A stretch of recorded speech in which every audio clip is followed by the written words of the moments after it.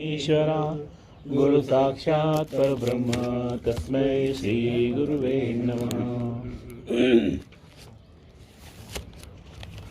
तर आपण परवा वाचल्याप्रमाणे श्री क्षेत्र औदुंबर या ठिकाणी दादांनी जी सेवा सुरुवात केली आणि त्याप्रमाणे गुरुचरित्राचं पारायण वगैरे जे करायला लागले तिथपर्यंत आपण आलो होतो. एक 4 ओळी मागून वाचायला सुरुवात करून मग पुढं जाऊया. पान नंबर 34. जे सेवेकरी येथे बसून गुरुचरित्र वाचतात ते जरी पहिल्यांदा मी वाचत होतो तरी यापुढे तुला हे वाचावयाचे नसून तुला जिवंत गुरुचरित्र वाचावयाचे आहे. म्हणजे मनुष्य इहजगतात का जन्माला येतो, त्याची सुटका जन्ममरणातून कशी करता येईल हे ज्ञान जगात नाही, ते तुला इथे बसून गुरु सांगतील ते ऐकावयाचे आहे. याचा अर्थ श्री गुरुचरित्र या जगाची जी अवस्था उत्पत्ती स्थिती लय ह्या तत्वाप्रमाणे आहे ही तुला समजली पाहिजे. यासाठी आज तुला प्रकाश दाखविला. यापुढे जग पाहण्यासाठी दुसऱ्या प्रकाशाची गरज नाही असे परमपूज्य बाबांनी सांगितले. इथपर्यंत आपण आलो होतो. आता ह्याच्या पुढचं वाचन करूया. साधकाला जेव्हा काही इष्टकार्य करावयाचे असते त्यावेळी त्याला साधना हा विषय ठरवावा लागतो. कारण कार्यार्थ जेव्हा साधक अवस्थेत तो नावारूपाला येतो तेव्हा जगाची उपस्थिती भाऊगर्दी म्हणून जमा होते. त्यापैकी शिल्लक किती याचा अर्थ जमा किती झाले व शिल्लक किती राहिले. काय पुढं कार्य करण्यासाठी लोक किती राहिले हे महत्त्वाचं आहे. लोक असे तर कामकाजाला खूप येऊन गेले, दादा म्हणाले लाखांनी, पण पुढं कार्यासाठी किती आले बोटावर मोजण्या एवढे. म्हणून त्यावर या भाऊगर्दी म्हणून जमा होते त्यापैकी शिल्लक किती याचा अर्थ जमा किती झाले व शिल्लक किती राहिले. त्यावरून असे कळते की नुसती गर्दी होऊन चालत नाही. जे शिल्लक राहिले याचा अर्थ ह्या विषयाबद्दल त्यांना सहानुभूती आहे व आपल्याला काही या मार्गाने प्राप्त करावयाचे आहे ह्या विचाराने ते शिल्लक राहिले. पहिल्या सेमिनारचा विषय ऐकल्याबरोबर मला अशी जाणीव झाली की हा विषय कुठे बाहेर नाही सांगणार आणि जर लिहिला नाही तर लोकांना कळणार नाही. काय होतं, नुसतं सेमिनार झालं पुढं काय, तर ते लिहून काढल्यावरती आज त्याचा उपयोग झाला. म्हणजे जीवन म्हणजे काय, जीवन उत्पत्ती मीमांसा म्हणजे काय, जीवनात दुःख काय येतं आणि मग दुःख न येण्यासाठी काय करता येतं की नाही, ह्या दृष्टीने अभ्यासा दृष्टीने सगळी ती 8 सेमिनारची पुस्तकं लिहून काढली. आणि त्याच्यामध्ये हे चरित्र म्हणजे काय, माणसं कसं वागतायत आणि का दुःख निर्माण होत आहे ह्याचं कारण आणि त्याच्यावरती निराकरण. बाकी साधना हा विषय एवढा विराट आहे की आपले आयुष्य जरी संपले तरी विषय संपत नाही. काहींना हा विषय विषयाप्रमाणे वाटतो. कारण का ते साधना केल्यानंतर जसं एखादं औषध केल्यानं हमखास बरं वाटायला पाहिजे तसं ती साधना केल्यानंतर हमखास जीवनामध्ये बदल होऊन सुखशांती समाधान मिळायला पाहिजे. नाहीतर नुसतं करून बघा, बाहेर काय हे करा ते करा सांगतात पण त्याचा अनुभव येत नाही कारण का त्यालाच नसतो. काहींना हा विषय विषयाप्रमाणे वाटतो, त्यामुळे ह्या विषयात अर्थ नाही म्हणून ते पलायन करतात. तेही बरोबर आहे, कारण प्रत्येकाची पात्रता असावयास पाहिजे. म्हणून दादाने प्रश्न विचारल्यावर बाबा म्हणाले पहिल्यांदा अक्कल मागून घे. तर म्हणजे कसं त्या लेवलला जायला पाहिजे. म्हणून मी काय उदाहरण दिलं होतं की आता एक लहान मुलगा हा विचारतो काय नाव त्याचं, ओजस विचारतो, लग्न म्हणजे काय हो आजोबा, काय सांगणार तुम्ही, कुठल्या शब्दात सांगितलं त्याला समजेल. म्हणून त्याला काय सांगितलं, गडबड पण नको, थांब. तो मोठा झाला आणि त्याचं लग्न झालं की त्याला न कळत आपापच समजतं. म्हणजे त्या जबाबदारीपर्यंत आपल्याला थांबायला पाहिजे. म्हणून साधना करायची आणि गप्प बसायचं. आपल्याला जे पाहिजे 100 प्रश्न विचारून लगेच ते का होत नाही, हे का होत नाही असं म्हणायचं नाही. जन्माला आलेले सगळेच आहेत असे प्रत्येकाला वाटते. जन्माला आलेले सगळेच पात्र आहेत असे प्रत्येकाला वाटते. शब्द गेलाय. हे जग पाहिले की पात्रता किती व पात्रे किती याचा पत्ताही लागत नाही. आले काय गेले काय, जन्माला मनुष्य येतो पण जाण्यापूर्वी स्मरणात किती राहतात. दोन्ही अर्थाने स्मरणात राहतात. टोपी घातलेलेही राहतात, चांगलं काम केलेले राहतात, पण चांगलं काम केलेले कमी, फारच थोडे, जवळजवळ नाही. एखाद्या व्यक्तीने पैसे घरदार मागे ठेवले असते तर मुले नातेवाईक स्मरण ठेवतात, पण त्या व्यक्तीचे नव्हे तर मागे ठेवलेली जी ठेव असते तिचे. हा विषय इथे सांगितला कारण पुढे विषयामध्ये जीवनाबद्दलची मीमांसा महत्त्वाची आहे व साधना हा विषय म्हणजे जीवनाबद्दलचे तत्वज्ञान म्हणून साधना हा विषय ईश्वराला उद्देशून 25% आहे व 75% हा विषय जे जग आपल्या सभोवार आहे त्याचा अभ्यास करणे इष्ट आहे. मनुष्याला जेव्हा जन्म प्राप्त होतो आणि त्यावेळी चेतना ही मूळ शरीरात धारण होते. चेतना म्हणतात. चेतना म्हणजे काय आणि चैतन्य. चैतन्य म्हणजे सूर्य, त्याच्यापासून वाळू गरम होती ती चेतना. म्हणजे सूर्य नसेल तर गरम होणार. तसं देहामध्ये आत्मा नसेल तर या देहाला चालवलं येणार नाही. त्या आत्म्याचं जे चैतन्य, त्याच्यातून जी शक्ती निर्माण ती चेतना, म्हणून आपण हालचाल करू शकतो. म्हणजे आत्मा निघून गेल्यानंतर चेतना निघून जाते. मनुष्याला जेव्हा जन्म प्राप्त होतो त्यावेळी चेतना ही मूळ शरीरात धारण होते. म्हणूनच मनुष्याला चालता बोलता येते. त्याचा अर्थ तेव्हा मनुष्याच्या शरीरात चेतना असते, पण केवळ वासनापूर्तीसाठी ही चेतना जन्माला येते. त्यावेळी ती चेतना जीव म्हणून जन्माला येते. जीव म्हणून जेव्हा जन्माला येतात तेव्हा दोनच कोश कार्य करतात. कुठले? अन्न आणि प्राण. म्हणून इथे लिहिलं आहे अन्न, प्राण, मन, मनोमय, विज्ञानमय आणि आनंदमय. हे दोन कोश म्हणजेच काय? जीव. त्याच्या पुढे विकसित होऊन मनोमयाची कोशाची प्राप्ती झाली की जीवात्मा. आणि मग इथं आत्मा. तर जन्माला येऊन जो पण आत्मा होत नाही तवर पुनरावृत्ती आहे. पुन्हा पुन्हा तेच करायला जन्माला यायचं. आणि जेव्हा त्याचं आत्म्यात रूपांतर होतं तेव्हा पुनर्जन्म. कळलं? पुनरावृत्ती म्हणजे कार्बन कॉपी. तेच करायला. अरे काहीतरी करायला जातो पण काहीतरी असं दुसरंच होतं असं जेव्हा म्हणतो तेव्हा ह्या अवस्थेत असतो आपण. आणि म्हणून सांगतं की आणि वापरताना सुद्धा शब्द आपण कसे वापरतो? माझ्या जीवाला बरं नाही, माझ्या आत्म्याला बरं नाही असं नाही म्हणत.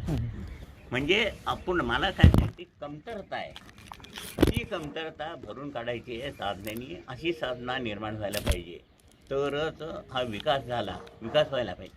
म्हणून जाणं म्हणायचे आजूबाजूला निसर्ग आहे जो तुम्हाला गुरु म्हणून आहे. फूल विकसित होतं, वास येतं, आंबा पिकतो, त्याला चव येते. म्हणजे प्रत्येकाला विकास जर आहे तर त्याच निसर्गामध्ये आपण राहतो. मग आपल्याला पण विकास आहे की नाही हे कसं डोक्यात येत नाही. दुसऱ्याची परिस्थिती बघितल्यानंतर लगेच त्याच्यासारखी गाडी पाहिजे असं आपण म्हणतो. पण इकडं बघून ह्याच्यासारखा मला विकास का नाही, इकडं का लक्ष जात नाही? म्हणजेच वासनेमुळे मूळ अवस्था प्राप्त होऊन सुद्धा कमी प्रतीचा जन्म मिळतो. जर वास असेल. मूळ अवस्था म्हणजे काय? मूळ अवस्था म्हणजे काय समजलं? एवढं सोपं नाही ते. देव बघा जन्माला घालताना किती शुद्धपणे जन्माला घालतो असं दादा म्हणायचे. काय हा पहिला जन्म आहे ना, गांडुळापासनं वरच्या योनीत जात जात पहिला जन्म देवा येतो. तो मी काय सांगितलं होतं परवा, तो देवासारखाच असतो आकृती. म्हणजे 100% कर्म. आता समजा हे जीवन व्यतीत करत असताना आपण एक 20% पाप केलं. मी सांगतो नीट आहे का? तर पुढचा जन्म येताना काय होईल? 20% कमतरता हां, येईल. कमतरता येईल. म्हणजे दुसरा हा पहिला जन्म 100% झाला. दुसऱ्या जन्मामध्ये जर देवाने जन्माला घालताना 20% कमी करून पाठवलं असतं तर ते 80% झालं. तिसऱ्या जन्माला 60% झालं असतं. चौथ्या जन्माला 40, पाचव्या जन्माला 20, सहाव्या जन्माला काय? शून्य जर कर्म असेल तर जीवन व्यतीतच करता येणार नाही. असं होऊ नये म्हणून दर खेपेला जन्माला घालताना तो 100%च देऊन पाठवतो. आणि हे जे 20% आहेत कर्म आम्ही हे सज्ञान झाल्यावर यावं आणि अशा आईवडिलांच्या पोटी जायचं की त्यांनी जर लहानपणी संस्कार केले, स्तोत्र वगैरे म्हणायला शिकवली, मुंज केली आठवायची, तर ते कर्म परस्पर विमोचित होतं. आलं लक्षात? तसं जर केलं नसतं तर 6वा जन्म शून्य झाला असता. समजलं का नाही समजलं? हां, म्हणून तो आत्मा मेल्यानंतर तुम्हाला श्राद्ध पक्ष का करू नका म्हटलंय. तो आत्मा अशा आईवडिलांच्या शोधात जात असतो. त्याला कळत असतं की चांगले संस्कार करतील त्यांच्या जन्माला जर गेलो तर हे कर्म विमोचनासाठी मला वाट बघायला लागणार नाही. चांगले संस्कार केले ते कर्म विमोचित होईल. त्यावेळेला तुम्ही जेव्हा परत श्राद्ध पक्ष करून त्याला आवाहनित करता तेव्हा ह्या कुटुंबामध्ये विद्यानाश, संततीनाश, संपत्तीनाश करतो. हा सगळा अभ्यास करायचा आणि हे सगळं बघायचं म्हणजे गुरुचरित्र. हे चरित्र काय आहे असं काय ह्यांच्या वाट्याला दुःख होतं असं संबंध अभ्यास केला ते गुरुचरित्र वाचायचं आहे म्हणाले. काय हां, दादा हे गुरूंचं जिवंत गुरुचरित्र वाचायचं आहे की मनुष्य जन्माला येतो पण सुटका का नाही होत. तुम्ही एकदा ती प्रार्थना सांगितली का की कुठेही तुम्ही 32 शिराळाला किंवा दादांच्या जन्माला आलं हा आणि मला चांगल्या आई वडिलांच्या पोटी जन्माला घाल जेणेकरून ते चांगलं संस्कार आपल्यावरती होतील. बरोबर. जर वास असेल म्हणजे आपल्या हातून जन्मप्राप्तीनंतर सत्कर्म जर घडणार असेल तर ही चेतना जन्म घेते वेळी जीवात्मा म्हणून जन्माला येते. म्हणजे त्याच्या पुढची विकसित अवस्था पुढे पुढे जायचं आहे. उद्यापन म्हणजे वरच्या अवस्थेला जायचं आहे. व पुढे जन्मप्राप्तीनंतर साधनेचा लाभ घेता आला तर जीवात्मा आत्मा म्हणून उदयास येतो. हां, तेव्हा 5 कोश कार्यान्वित होतात. या अवस्थेत चेतना असते व पुढे 25% साधना केल्यामुळे चैतन्य ही अवस्था प्राप्त होते. म्हणजे हा मनुष्य मानव ही संज्ञा प्राप्त करता होतो. मनुष्य असतो तेव्हा 2 कोश आणि मानव म्हणजे मन आहे तो मानव तेव्हा 5 कोश असतात. मानव म्हणून प्रार्थनेमध्ये मानवी जीवन ईश्वरमय व्हावे असं म्हटलंय. मनुष्य जीवन ईश्वरमय असं म्हटलं नाही आहे. म्हणजे पूर्णत्व. मी काय सांगितलं होतं, भूक लागली म्हणजे आपण रडत बसत नाही. देहाला भूक लागली आहे म्हणजे अन्नाची कमतरता झाली ह्याचं ज्ञान झालं आहे आपल्याला, हो की नाही? तसं इथं जीव आहे तो आत्मा झाल्याशिवाय कर्म ते सगळं कार्यान्वित होत नाही. म्हणजे ती कमतरता मला भरून काढायची आहे त्यासाठी साधना आहे. समजतंय? देहाची भूक भागण्यासाठी जसं अन्न आहे तसं आत्म्याचं भाग भागवण्यासाठी साधना आहे. अवघड आहे जरा. आत्म्याचं अन्न साधना म्हणजे वायू आणि आकाश म्हणजे प्राणायाम. आणि देहाचं अन्न, देहाच्या अन्नाची आपल्याला जाणीव आहे, आत्म्याच्या अन्नाची आणि याची जाणीव नाही. ती गुरुनी करून देऊन तुम्हाला जी अर्ध्या तासाची साधना दिली आहे त्याच्यामधून तुम्ही काय करता, वायू आणि आकाश यांची धारणा करता म्हणजे कमतरता भरून काढता. त्याच्यामध्ये हे ज्ञान झाल्यानंतर भविष्य विचारायला जायची काही गरज आहे का? मला अमुक पाहिजे, मला तमुक पाहिजे हे विचारायला जायची गरज नाही. हे ज्ञान म्हणून त्याने सांगितलं की या अज्ञानाचा शाप आपण भोगतो म्हणून तिथं गुरु पाहिजेत. दादानी हे समजावून सांगितलं. साधना केल्यावर पहिल्यापेक्षा आपण आराम आहोत का नाहीत? आता भविष्य विचारायला गेलात का? अंगठ्या वगैरे घालतो का? अंगठी का घालायची नाही? अंगठी घातली समजा त्याला ज्ञान आहे तरी पिवळ्या कलरचा, पिवळा कलर कमी आहे म्हणून ती घातली. ती घातल्यानंतर ते बॅलन्स होतं. अंगठी घातल्यावर बॅलन्स झाल्यावर काढायला पाहिजे की त्यावेळेस सांगायला येतो का तो?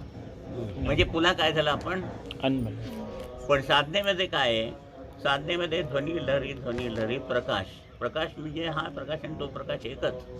या नॅचरल प्रकाशामध्ये जसे 7 रंग आहेत तसे त्या प्रकाशातही 7 रंग आहेत. आणि ती साधना आपण धारण केल्यानंतर आपला कुठला रंग कमी झाला आहे तो बॅलन्स होतो, कुठला जास्त झाला आहे तो कमी होतो, म्हणजे बॅलन्स होतं. मग साधनेने काय होत नाही, साधनेने सर्व काही व्यवस्थित होतं. सगळं आलं त्या. मुलाचं लग्न होत नाही आहे, शिक्षण नाही, अमुक नाही तमुक नाही, हे तुमचे 1000 प्रश्न आहेत. म्हणून मी काय उदाहरण दिलं होतं डॉक्टर, 1 ते 9 आकडा आणि 0 याच्यामध्ये सगळे आकडे बसतात की नाही. कोट्यावधी कुठलीही संख्या असू दे, याच्या बाहेर आहे का. तसं ओंकार साधना केल्यानंतर वाटेल तेवढे तुमचे काय ते प्रश्न असतील ते सगळे त्याच्यामध्ये बसतात. फक्त समाधानाने ते करायचं, काम करायचं. किती सोपं आहे. आणि एकदा का त्या शक्तीने सर्वांना तुमच्या शरीराचा ताबा गेल्यावर ती गुरुशक्ती तुम्हाला गाईड करते. कुठं जायचं आहे, आपण कुठं जायचं आहे, काय करायचं आहे, ते सगळं आपोआप होत जातं. इतकं सोपं सुंदर लाईफ असताना अज्ञानाने आपण काय तरी हे कर ते कर, अमुक एक खडा घाल, त्या ह्याच्याकडे जा. पण आपल्याला सगळं झटपट पाहिजे. झटपट म्हणजे कसं, जानेवारीतच आंबा पाहिजे, कैरी आले ते आंबा पाहिजे. तो तुम्ही जानेवारी फेब्रुवारी मार्चपर्यंत एप्रिल मेपर्यंत थांबल्याशिवाय फळ मिळणार नाही. त्याचा अर्थ श्रद्धा ठेवून सबुरी म्हणजे 5 महिने थांब. समजतंय बरोबर. तुम्ही काही करू नका, साधना करून थंड बसायला लागा, तुमची कामं आपोआप बरोबर होतात की नाही बघा तरी. या अवस्थेत चेतना असते व पुढे 25% साधना केल्यामुळे चैतन्य ही अवस्था प्राप्त होते. म्हणजे हा मनुष्य मानव ही संज्ञा प्राप्त करता होतो. मन आहे तो मानव, मन नाही तो दानव. याचा अर्थ ज्याला काया वाचा मन या अवस्थांचा लाभ होतो व ज्याला मन आहे तो मानव. जर ही 25% साधना प्राप्त होऊन मनुष्यामध्ये स्थित्यंतर झाले नाही तर मानवाला प्रत्येकापुढे मान डोलवावी लागते किंवा अज्ञानामुळे ह्या मनुष्याची मान उंचावली आहे असे वाटते. म्हणून म्हण आहे की विद्या विनयेन शोभते. म्हणजेच ज्ञानामुळे जगातील सगळे मान देतात. क्वांटिटी म्हणजेच पात्रे किती भरपूर आहेत पण क्वालिटी लिमिटेड आहे. Quantity is everywhere but quality म्हणजेच पात्रता इज रेअर. वरील विषय हा सांगण्याचे प्रयोजन असे आहे की पुढे विमोचन हे साधन सिद्ध करावयाचे आहे. आता विमोचन म्हणजे काय सांगितलं, याच्यात कुणी हात घातला नाही. वैयक्तिक कर्म आहे. वैयक्तिक कर्म विमोचन म्हणजे कायाने करतो, मनाने वाचेने करतो. बोलून वाटेल तर बोलतो आपण, नालायक आहेत, अमुक आहेत, गाढव आहेत. मनाने तर काय सारखंच चाललेलंच नाही, ते कळत नाही, आपल्यालाच कळतं. अशी तिने केलेली फेडायची कोणी. म्हणून दादा म्हणायचे सकाळी तुम्ही पूजेला बसताना एक 25% पॉझिटिव्ह कर्म निर्माण करता, पण नंतर दिवसभर जे निगेटिव्ह जे करता 75% ते वजा केलं तर कुठे असतो पण निगेटिव्ह. मग रोज काय सांगता, मी 10 वर्ष सेवा केली, अमुक केलं तमुक केलं, कुठे गेलं. इतका बारीक विचार आहे. म्हणून त्या मम्मा देवाने सांगितलं एक वाईट विचाराला ती सुई पोचायची. असं केलं ते म्हणजे माझ्या देहाची चाळण झाली आहे. एवढ्या मोठ्या सत्पुरुषाला जर एवढे विचारून चाळण होती तर आपण तर सामान्य लोक आहोत. पण तरी गुरु काय म्हणतात, काळजी करू नको, तू केलेल्या कर्माला मी जबाबदार राहून तुला पुढं पाठवतो. आणि काय म्हणावं त्यांनी. ह्याची जेव्हा जाणीव होईल ना त्या दिवशी तुम्ही साधना न सांगता कराल. कोणी करत नाही. जन्मदाते आई वडील नाही. दादा सांगायचे जन्मदाते आई वडील म्हणतात, सांगतात 2दा-3दा मुलाला, नाही तर म्हणे तू तुझं कर्म. मग पण गुरु असं कधी सांगत नाही. वरील विषय हा सांगण्याचे प्रयोजन असे आहे की पुढे विमोचन हे साधन सिद्ध करावयाचे आहे. म्हणून मी मागे एक गोष्ट सांगितली ती, विमोचनात कुठल्याही माणसाने आतापर्यंत दादांशिवाय हात घातला नाही. का, पुण्याला बिडकर महाराज म्हणून होते, ते संध्याकाळी जाऊन त्या नदीवरती ध्यानाला बसायचे. ते धरण जे फुटणार होतं की नाही पुण्याचं, ते 12 तास आधी त्यांनी सांगितलं. त्यामुळे जे रात्री 12ला फुटणार होतं ते दुपारी 12ला फुटलं. त्यामुळे लोक जागे होते. नाही तर रात्री फुटलं असतं तर लाखो लोक मेले. तर तिथं ते ध्यानाला बसले असताना संध्याकाळच्या वेळेला एक मनुष्य आला आणि त्यांना नमस्कार केला आणि निघाला. ते म्हणले, अरे काय कशाला आले आता?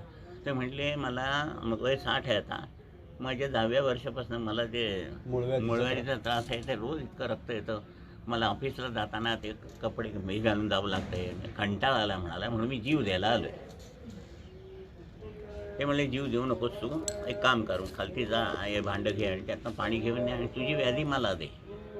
माझ्या हातावर पाणी सोड. त्याच्या हातावर पाणी सोडून ही व्याधी तुम्हाला दिली म्हणाले. पुढं 30 वर्ष त्यांनी भोगलेली. एका माणसाची, म्हणजे कळलं तुम्हाला, एका माणसाची व्याधी आपण भोगायची. आता इतके लोक आलेले, त्यांच्या सगळ्यांची जे 7.5 आहेत, काय कर्म असतील ती दादानी भोगायची आहे. म्हणजे तुम्ही कल्पना करा. आणि काय करावं गुरुनी आपल्यासाठी. म्हणून ते विमोचनात कोणी हात का घातला नाही. ते सगळ्यांचं व्यावहारिक उदाहरण त्याचं म्हणजे सगळ्यांचे तुमचे 10 लाख रुपये कर्ज आहे तिथे लोक असले. ते मी एकट्याने भरायचे. माझं घरदार विकून मी रस्त्यावर येतो. कोणी तर करेल. आणि इथं तर लिमिटेड लोक आहेत. दादांच्याकडे आलेले किती लोक. तेव्हा पण फक्त बाबा आणि हे सगळ्या विभूती पाठीशी होत्या. म्हणून त्या गोपटे गुरुजींच्याकडनं ते पहाडावर ते विमोचन करून घेऊन सगळ्यांची मुक्तता केली. आता हे मागे सुरुवातीच्या दिवशी मी जीवन किती जटिल आहे म्हणून सांगितलं होता, शब्द वापरलेला होता. त्याच्याबद्दल मी वाचून आपण नाही आणलं आहे. ते वाचलेलं ऐकलं तर अंगावर असे काटे येतील. काय जीवनामध्ये असतंय ते न सांगता त्याची व्यवस्था करून त्याला चांगलं जीवन प्राप्त करून द्यायचं, म्हणजे त्यांचा विचार केवढा आहे बघा.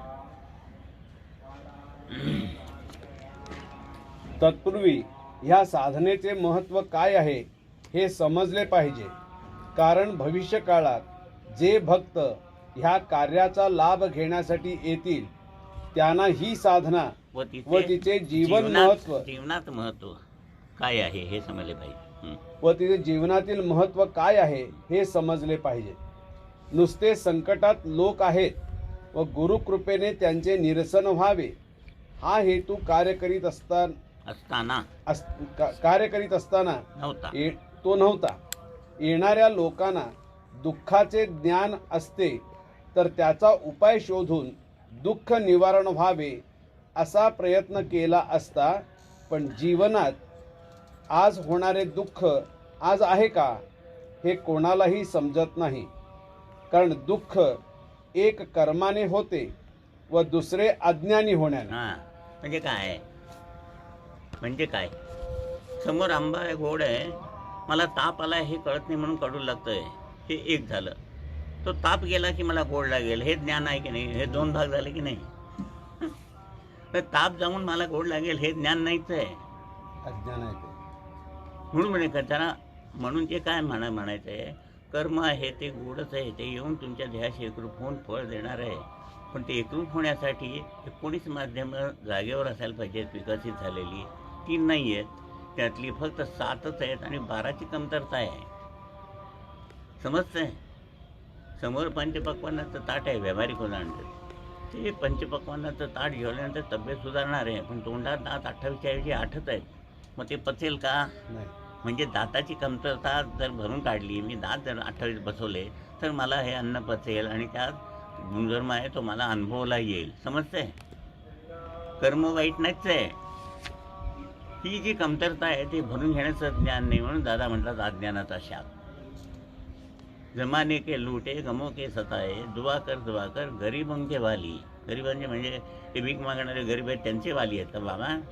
12 माध्यमांची कमतरता म्हणजे 12 माध्यमांनी तुम्ही गरीब आहात, तुमचा वाली तो गुरु आहे. म्हणून साधनेनी ती सगळी 19 माध्यमं जागेवर येतात आणि विकसित होतात आणि मग तुम्हाला इच्छित फळाचं कर्माचं फळ मिळतं. हे साधं सोपं गणित आहे. त्याचं अवडंबर करून ह्या देवाला जाऊ का त्या देवाला जाऊ का त्या देवाला नवस बोलवू का, कोण नवचंडी कर म्हणतंय, कोण चंडी कर म्हणतंय, तो हे कर म्हणतंय, तो ते कर म्हणतोय. म्हणजे कळतं. त्याचं उदाहरण दादा कसं सांगितलं ते काय, एक आंधळा मनुष्य अंधाराच्या खोलीत काळं मांजर हुडकतो. ते म्याव म्हणून इकडे जास्तवर त्याला इकडे जास्तवर ते तिकडे गेलं असतं. आणि दिसत तर काही नाही. दिसत नाही आणि अंधार. असं शोधाशोध चालू आहे जीवनामध्ये. सुख कुठे मिळेल? तर गुरु भेटल्याशिवाय सुख मिळणं शक्यच नाही. गुरु भेटल्यानंतर हे सगळं ज्ञान झालं. आज आपण हे बोलतोय, दादाने सगळं हे ज्ञान करून दिलं आणि किती सोपं आहे. म्हणून चाललं देहाला भूक लागली, कमतरता तर ज्ञान आहे म्हणून आपण रडत नाही. तसंच ही तर कमतरता आहे म्हणून साधना केली पाहिजे. हे ज्या दिवशी समजेल त्या दिवशी कुठे जायची गरजच नाही. तुम्हाला घर बसल्या सगळं मिळेल.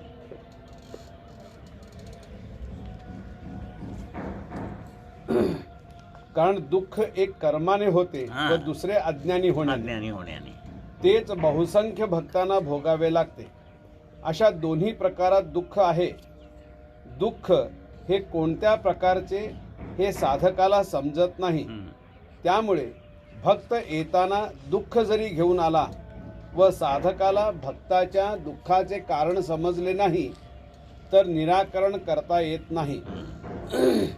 कारण मूळ जो विषय आहे दुःखाचा ह्याची समज गुरुमार्गी होणाऱ्या साधकाला होत नाही. त्यामुळे दोघांची दिशा चुकीची होण्याने ह्या दोघांची युती होणार केव्हा व कधी यासाठी देव व भक्त यांना भेटण्यासाठी युक्तिक असावी लागते. गुरुमार्गात गुरु हे माध्यम आहे. सद्गुरु चरण सुचित हस्ते. पुढं काय रे अमोल? आम्ही कुठे गेला? युक्तीने जरा सद्गुरु चरण सुचित हस्ते. युक्ती युक्तीने धरा. युक्ती. त्याचा वापर कसा करावयाचा ह्याचे ज्ञान पाहिजे. गुरु हा एक विषय व मार्ग हा दुसरा विषय आहे. गुरु हा विषय हा पहिल्यापासून शेवटपर्यंत तोच असतो. पण साधकाला हा विषय किंवा मार्ग ह्याचे अनुकरण करून चालणार नाही. तर हा विषय अनुसरून त्याचे सदैव स्मरण ठेवले पाहिजे. यासाठी सदैव तत्पर असावे लागते की आपण करीत असलेली साधना व तिचा हितसंबंध इतरांशी जोडण्यासाठी साधक अवस्थेला काय पथ्य आहे हे समजले पाहिजे. यासाठी परमपूज्य बाबांनी असे सांगितले की कार्य जर करावयाचे असेल तर प्रथमतः निराकरण सिद्ध व्हावयास पाहिजे आणि मग निवारण. म्हणजे पहिल्यांदा दुःख आलंय त्याला निराकरण सांगितलं. 11 सोमवार कर म्हणले की तर बरं वाटायला लागतं त्याला. पुन्हा तसं तर जीवनात तसं दुःख येऊ नये म्हणून कायमचं निवारण. समजलं? म्हणून पहिलं निराकरण आणि मग निवारण. म्हणजे पहिला गेला तुम्हाला 11 सोमवार अमुक अमुक प्रसाद पूजनाला दिलं. नंतर काय सांगितलं? आता कायम साधना करायची. कायमचं निराकरण. यासाठी संकल्पाची गरज आहे. कारण जे साधन सिद्ध करावयाचे आहे ते सर्व जगाला उपयोगी व लाभदायक असावयास पाहिजे. उदाहरणार्थ दोरा.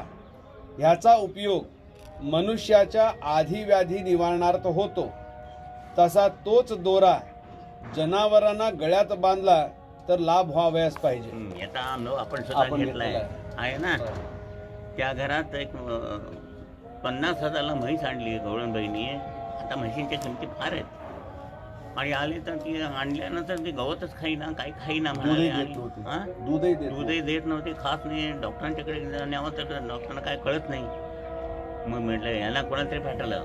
नाही, शिंदे शिंदे त्यांच्या म्हटलं शिंगाला जाऊन दोरा बांधून या. तुम्हाला आश्चर्य वाटेल.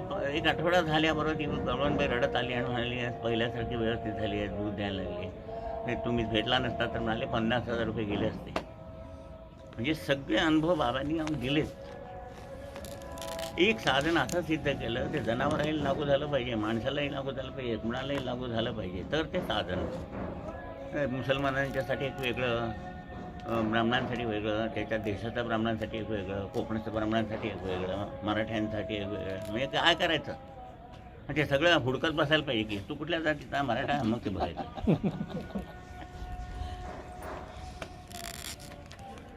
जे जग चराचरमय आपल्याला दिसते किंवा ज्याचा भास आपल्याला होतो भास हे भासच आहे.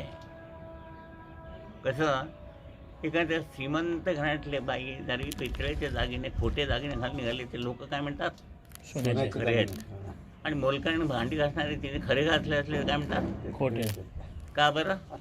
बॅकग्राऊंड त्याची वरची बॅकग्राऊंड खरी आहे म्हणजे त्याच्यावर खरं भासतं आहे पण खरं नाहीच आहे. मग काही दिवसापूर्वी लोक होते ते कुठे गेले? इथे जीवनामध्ये सुद्धा बघा, आता लग्न होण्यापूर्वी तुझं लग्न होण्यापूर्वी विद्या होती ना रे, माहिती होती का? आता गेल्यानंतर कुठं जाणार माहिती आहे का? म्हणजे या मधल्या काळात तुम्ही दोघं म्हणजे पहिल्यांदाही काही माहीत नाही, नंतर माहीत नाही. बरं दिवस राहिले, दिवस कधी राहिले समजतात का? मुलगा होणार आहे का मुलगी होणार आहे समजतं? काय समजतं? सगळं अधांतरी आहे. म्हणजे सगळं भासमय आहे ना, कशाचं नक्की डेफिनेट काही नाहीच. ह्याच्यामध्ये एकच गुरु डेफिनेट, म्हणून गुरूंचे पाय करायचे. मग ती सुद्धा देवाने व्यवस्था केली आहे. तुम्हाला एक कुलस्वामींनी दिली आहे अन्न वस्त्र निवारा त्या कुटुंबाला देण्यासाठी. तसंच अन्न वस्त्र निवारा पुढच्या पिढीला मिळावं म्हणून एक कुलस्वामी दिलं आहे. या दोघांची सेवा तुम्ही बरोबर केली तर गुरुची आपोआप गाठ पडायची व्यवस्था केली आहे आणि मग जीवनाची सार्थकता होती आहे. पण आमचे देव कुठे येतो? तुमचे कुलस्वामी मोठ्या घरी,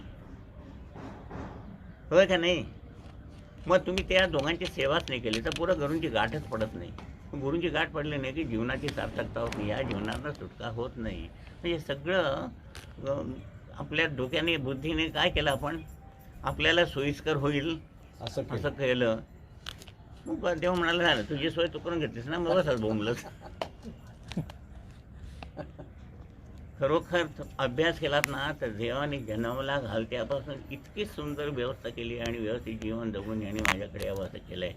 पण जन्माला येताना बायकांना डोकायला लागल्यावर उलट्या होतात, त्यावेळेला तो जीव गत जन्मातल्या नको असलेल्या सगळ्या बाद कर्म आहे ते सगळं उलटीच्या रूपाने टाकत असतो. आपण काय करतो? लोकांना पत्ता लागता का म्हणून औषध घेऊन उलट्या बंद करायचे, म्हणजे ते सगळे दोष आत राहिले.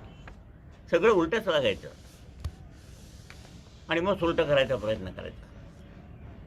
जन्माला येण्यापूर्वी तो स्तनामध्ये दूध निर्माण करतो त्या बाळासाठी, तो पुढची व्यवस्था केल्याशिवाय राहील काय? पण हे सगळं आउट ऑफ फॅशन म्हणून पियाला घ्यायचं नाही. सॉरी, बायकांचं हे करत नाही मी, पण आउट ऑफ फॅशन म्हणून ते बाहेरचं दूध पाजल्यावर त्याची तब्येत बिघडते. म्हणजे पहिल्यापासून सगळं काय करायचं? बिघडवायचंच काम करायचं आणि मग पूर्ण बिघडलं यायचं. सगळं व्यवस्थित केलं होतं हो, पण असं कसं झालं? दादाने एक नाव ठेवलं आणि त्या मुलगा मग लाड केले त्याचे, पण संस्कार व्यवस्थित केलेच नाही. आणि म्हणाले आल्यावरती म्हणाले काय ऐकत नाही, काही नाही, हे करतो. दादा म्हणाले काय काय तुम्ही काय केलं आहे सगळं?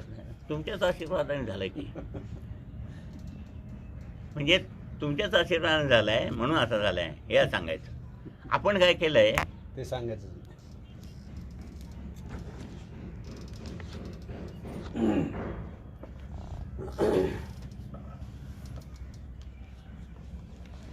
जे जग चराचरमय आपल्याला दिसते किंवा ज्याचा भास आपल्याला होतो त्या जगाच्या व्यक्ती येतात.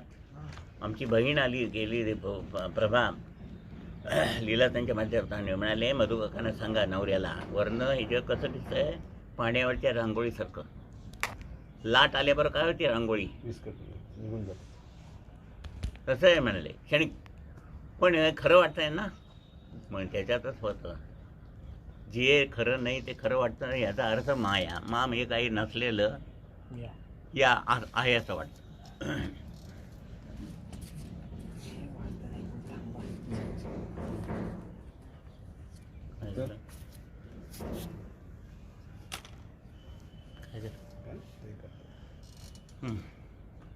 जे जग चराचरमय आपल्याला दिसते किंवा ज्याचा भास आपल्याला होतो त्या जगाची निर्मिती 5 तत्वांनी झालेली आहे. जगाचे कार्य 5 तत्वांवर अवलंबून आहे. पृथ्वी आप तेज वायू आकाश. त्या तत्वांचे कार्य एकमेकांना पोषक व्हावयास पाहिजे, तरच निसर्गाचे किंवा जीवनाचे कार्य सुख शांती समाधानात होईल. घरात सुद्धा बघतो की नाही आपण एकमेकाची कोऑर्डिनेशन पाहिजे की नको. 5 माणसं असेल तर 5 तऱ्हेने मागायला लागली तर घरामध्ये कोऑर्डिनेशन असतंय का? तसं पृथ्वी आप तेज वायू आकाश त्यांचं एक प्रमाण आहे. पृथ्वी 1 पट, तिच्या 3 पट पाणी, तिच्या 11 पट तेज 21 पट वायू आणि 108 पट आकाश. ह्याच्यामध्येच नेहमी गडबड होती, कारण पृथ्वी तत्व सारखं वाढत असते. दुपारी जेवायचं, सकाळी जेवायचं, भरपूर जेवायचं. परवा काल व्हिडिओ बघितलाच नाही, दारूची दुकान झाल्यावर तो काय सांगतो, मी दारू इतकी खरेदी करणार, सकाळी पिणार, दुपारी पिणार, रात्री संध्याकाळी पिणार, रात्री पिणार आणि 4 किलो मटण खाणार. म्हणजे पृथ्वी तत्व कुठे गेलं? मग त्या प्रमाणात पृथ्वी तत्व बिघडतात. ही 5 तत्व तुमच्या शरीरात बिघडली की रोगाला आमंत्रण असते. म्हणून दादानी विमोचन करून ही 5 तत्व पृथ्वी निसर्गापर्यंत 1, 3, 5, 21 आणि 108 अशी केली. आणि ती मेंटेन करण्यासाठी साधना, सगळं मेंटेन करण्यासाठी शेवटी साधना, ओंकार साधना करायची. म्हणजे जरा डिस्टर्ब झालं असलं तर ते मेंटेन व्हावं. आणि ह्याच्या पुढे गुरुंनी काय व्यवस्था करायची आहे? साधना करायचं काम कोणाचं आहे? भूक लागली मला तर जेवायचं कोणी? नाही, भूक लागली तर जेवायचं मी. साधना कोणी करायची? तुम्ही. एक 10,000 रुपये देतो बघा, आमच्यासाठी तुम्ही जप करा. बाहेर ते बसलेलेच आहे तुम्हाला पकडायला. 10,000 रुपये देऊन जावा, तुमच्यासाठी बरोबर जप करतो की तुम्ही खड्ड्यात गेलेच पाहिजे. हे चाललेलं आहे. मला रोग झाला आहे तर डॉक्टरने दिले औषध मी घ्यायला पाहिजे. हा सकाळी फोन आला, मुलगा फार त्रास देतो, ते हे करतो, तो सांगितलेलं ऐकेल की नाही, मग मी केलं तर चालेल का? म्हटलं त्रास कोणाला आहे? त्याला. आणि मग तुम्ही केलं कसं चालेल? भूक त्याला लागली, तुम्ही जेवण तो ढेकर देतो का? असं काहीतरी. म्हणजे काय कसं सांगायचं आहे ना?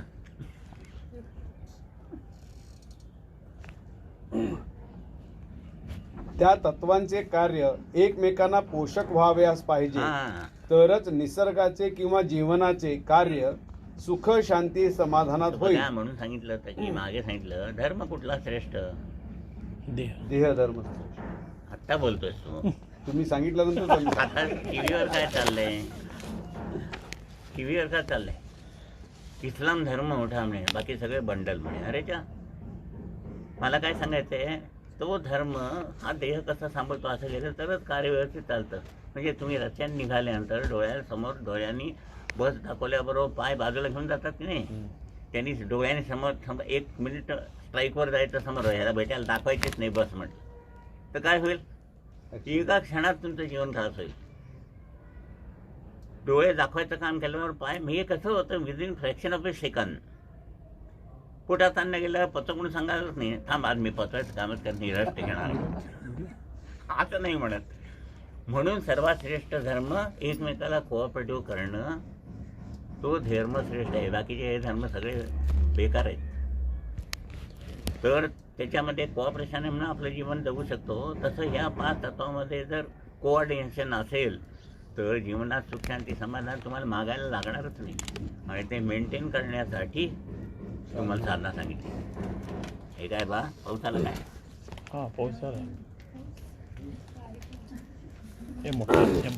अन्यथा एक तत्व अधिक असेल व दुसरे कमी असेल तर ह्या तत्वाच्या कार्यात बिघाड होईल. हे जन्माला येण्याचे कारण अणुरेणूंपासून ब्रह्मांडांपर्यंत अव्याहत चालू आहे. कारण 5 तत्वे एकमेकाला पोषक आहेत. जेव्हा ह्या तत्वांमध्ये विषमता निर्माण होते त्यावेळी ह्या सृष्टीवर किंवा मानवी जीवनात आपत्ती ओढवते. वास्तविक आपत्तीचा धर्म जगात पीडा किंवा अशांतता निर्माण व्हावी ह्या हेतूने कदापिही नाही. वादळ आणि हे होऊन ते एकूण समान करतात. भूकंप होता किंवा एकदम वादळ येतं जोरात आणि येऊन ते शांत होतं. म्हणजे ते तत्व जी बिघडली आहेत ती समान होतात, ती लगेच शांत होतात. आम्ही मानव जन्माला येतो ती कृपा ईश्वराची आहे. पण जन्माला आल्यावर तो मानव असून सुद्धा दानव म्हणून जेव्हा जगू लागतो तेव्हाच आपत्ती, संकट इत्यादी वाट्याला येतात. याला दोष स्वतःचे अज्ञान आहे हे तो कबूल कराव्यास तयार होत नाही. यासाठी श्री गुरुनी जी साधना औदुंबर येथे करण्यासाठी सांगितली होती त्यात विमोचन हे साधन सिद्ध झाले. विमोचन याचा अर्थ असा की जन्मतः मूळ तत्वात जी धारणा होते त्यामध्ये कमी अधिक वाढ जेव्हा निर्माण होते त्यावेळी मानवाच्या फाजील ज्ञानाने त्यामध्ये बिघाड होतो. त्यावेळी आम्हा मानवांना मूळ धारणेची पुनश्च प्राप्ती करून देणे याचा अर्थ विमोचन होय. म्हणून सांगितलं तुम्ही पहिला जन्म हा देव आणि हा देव याच्यामध्ये काही फरक नाही. आकृती देवासारखीच, पण तो आपल्या वाईट कर्माने म्हणा दानवानी, कारण का तेव्हा कशी परिस्थिती असते, लात मारेन तिथं आणि काढेन म्हणून ज्याला अर्थ की सगळा मीच आता भारी मोठा आहे, अशा वाईट कर्माने तो इतका खालती आला ह्या अवस्थेपासून, त्याला त्या मूळ तत्वाशी इथं घेऊन जाण्यासाठी 3 विमोचनं आणि 5 दीक्षा म्हणजे 10 अवस्था 8, म्हणजे पुन्हा तो ओरिजिनल देवासारखा म्हणा. हा निराकरण सांगितलं समोरच्याला बरं वाटणं म्हणजे आपण वरच्या अवस्थेत आहोत ना, म्हणजे कुठल्या या प्रश्न विचारायला येणारे ह्या पहिल्या 3 लोकातले असतात. आणि आपण येथे म्हणजे आपण MA झालो तर BAच्या वर्गांना शिकवणार.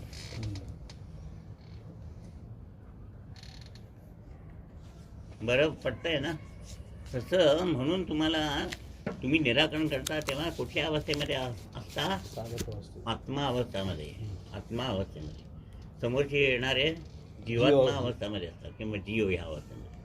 म्हणून आपण त्यांचं निराकरण करून घेतो आणि त्यांना सुद्धा काय करायचं शिकवून, आपण MA झालं तर त्यांना BAला शिकवून त्यांना MA कडे आणत असतो. म्हणून त्यांना हळूहळू निराकरण सांगून साधण्याला लावून त्यांना पण आत्मा या अवस्थेला घेऊन जायचं म्हणजे कार्य. एक ती कोय आहे, त्या कोयीचं कार्य तेव्हा संपणार. ती कोय लावल्यानंतर ह्याच्यामध्ये जे झाड आहे ते झाड उगवल्यावर त्याला तशीच फळं लागल्यावर पुन्हा त्यात कोय निर्माण झाली, म्हणजे ह्याच्यासारखी कोय इथे निर्माण झाल्यामुळे कार्य पूर्ण झालं. म्हणजे तुम्ही जन्माला आलेले तुमच्यासारखा चांगला मनुष्य एक जन्माला आला म्हणजे तुमचं कार्य पूर्ण झालं. पण तुमच्यापेक्षा जर पडतूच जन्माला आला तर काय झालं? कार्य बिघडलं. म्हणून साधना करून पहिल्यांदा स्थूल देह, नंतर सूक्ष्म आणि कारण म्हणजे ही कोय ती तयार करायची आहे. ती केल्यानंतर ह्याच्यामध्ये जे झाड छुपलंय तुमच्या वंशाचं त्याच्यामध्ये 42 पिढ्या उतरतात. एवढा गहन अर्थ आहे की ते चांगलं आहे, देवाने सर्व व्यवस्थित करून दिलं. पण नाही, मी देव मानत नाही, नको मानू. रात्री झोपल्यानंतर श्वास कोण चालवतो? तुझ्या जवळच आहे, तो दिसत नाही ना, बाहेर तर कुठला दिसणार? पृथ्वी पान नंबर 37. पृथ्वी, आप, तेज, वायू व आकाश ह्या 5 तत्वांनी परिपूर्ण असा निसर्ग मानवाच्या कल्याणासाठी अव्याहत झटत असतो. मात्र त्याचे हे कार्य इतक्या शांतपणे चालू असते की त्याची जाणीव आम्हा मानवांना सहजपणे होत नाही. जोपर्यंत ब्रह्मांडातील ही तत्वे समतोलपणे कार्य करत असतात तोपर्यंत ब्रह्मांडात किंवा निसर्गात सुख, शांती, समाधान नांदत असते. परंतु ज्यावेळी ह्यातील कोणत्याही एका तत्वाचे समतोलत्व बिघडते त्यावेळी निसर्ग आपली अशांतता वादळ, पूर, भूकंप या नैसर्गिक आपत्तींद्वारे प्रकट करतो. तसेच निसर्गातील पंचतत्वात ज्यावेळी पुनश्च समतोलत्व निर्माण होते त्यावेळी इंद्रधनुष्याद्वारे तोच निसर्ग आपला आनंद व्यक्त करतो. हे कोणी माहीत होतं का आपल्याला? काय नाही, इंद्रधनुष्य फार सुंदर दिसतंय म्हणायचं नुसतं. भूकंप झाला, पाप फार झाले. हो का? मग पाप झालं तर पुण्य कसं करायचं ते सांगा की. म्हणजे काही माहीतच नाही, नुसतं आपलं तारे तोडत जायचं. आम्ही देवाला मानत नाही म्हणायचं, सगळं आम्ही केलं म्हणायचं. त्याच्यामुळे काय वाटायला आलं? दुःख. म्हणून एक गुरु पाहिजे. गुरु याचा अर्थ व्यक्ती नव्हे, गु म्हणजे अज्ञान, त्याच्याबद्दल ज्ञान करून देणं म्हणजे रूप. ते तुम्हाला ज्ञान करून देते तो तुमचा गुरु. हां, पैसे एक बुडले म्हणजे तो शहाणपण शिकवतो म्हणजे तो गुरुच झाला की. काही करत असताना हाताला सुई बोचली म्हणजे दुसऱ्यांदा जपून वापरायला पाहिजे, म्हणजे सुई गुरु झालीच की. प्रत्येक गोष्ट जी तुम्हाला ज्ञानी करते तो गुरुच आहे. म्हणून दत्तगुरूंना सुद्धा 24 गुरु करावे लागले.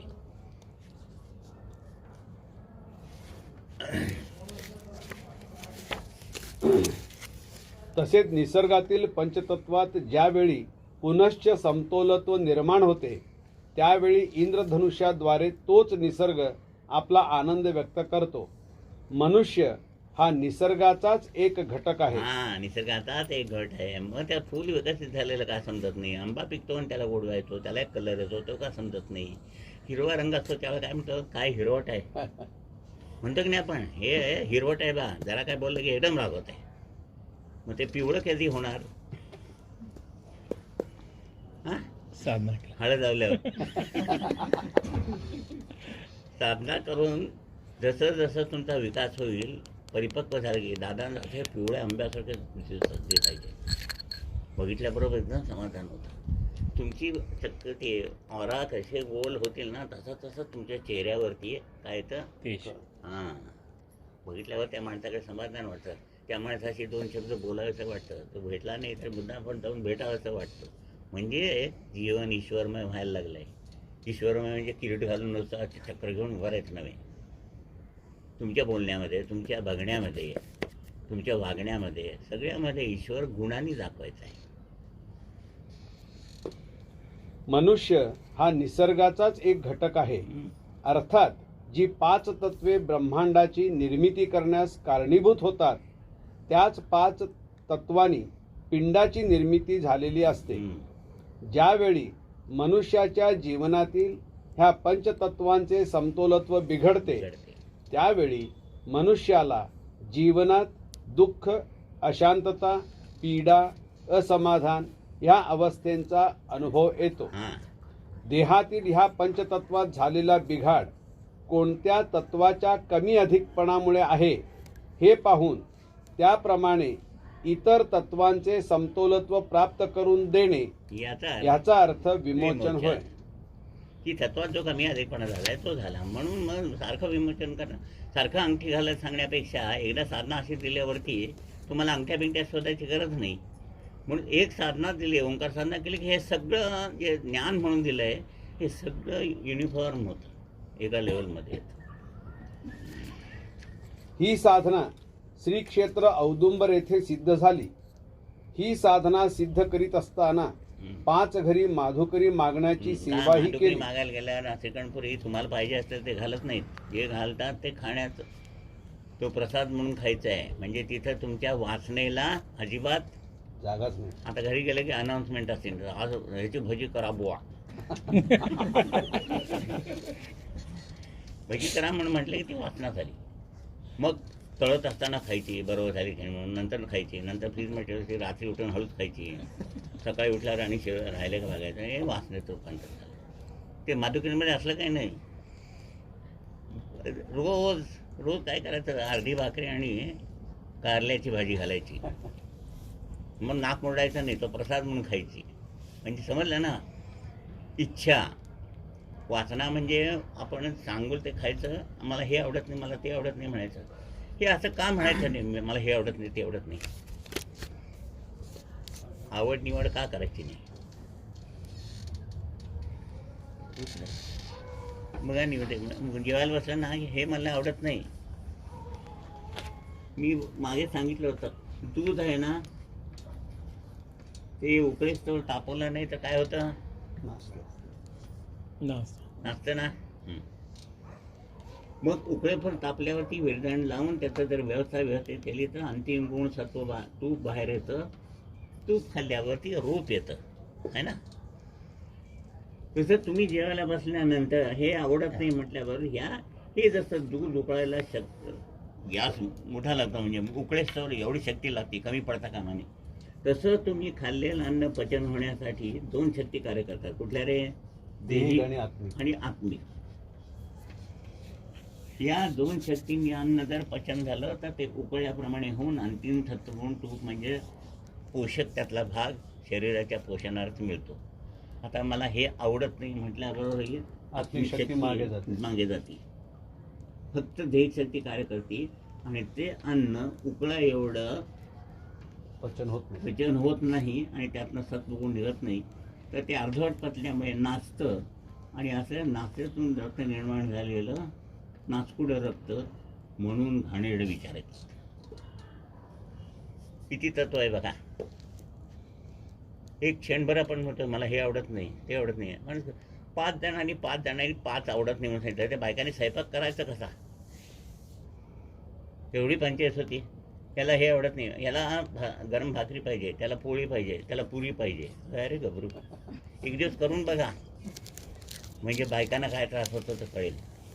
ही लंडनला गेली ती ट्रिपला, तेव्हा 8 दिवस स्वयंपाक 15 दिवस स्वयंपाक सांभाळायची पडले. नको जीव झाला. तेव्हापासून काय पडत आहे ना ते काय तरी गप्पा ते शिकलो. खरं सांगतो म्हटलं कसं करत असतील ह्या बायका.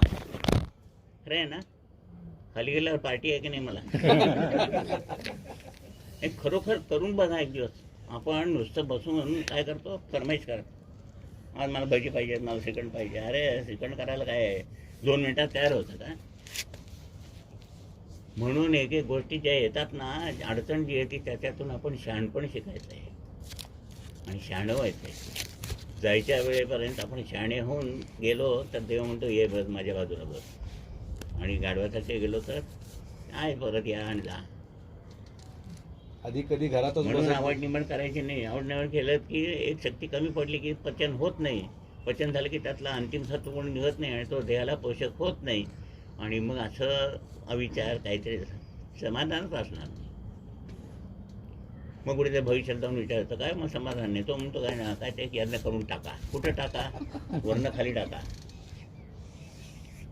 म्हणजे कारण कुठं आहे आणि निवारण काय सांगतात, बाहेर काय चाललंय, कशाचा काय पत्ता आहे का.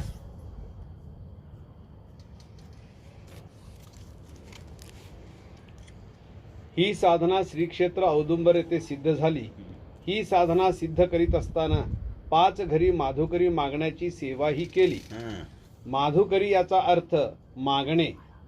नित्य साधना, सेवा व त्यासाठी पाळावयाची पथ्ये यामुळे देहातील पृथ्वी व आप तत्वात संतुलन निर्माण झाले.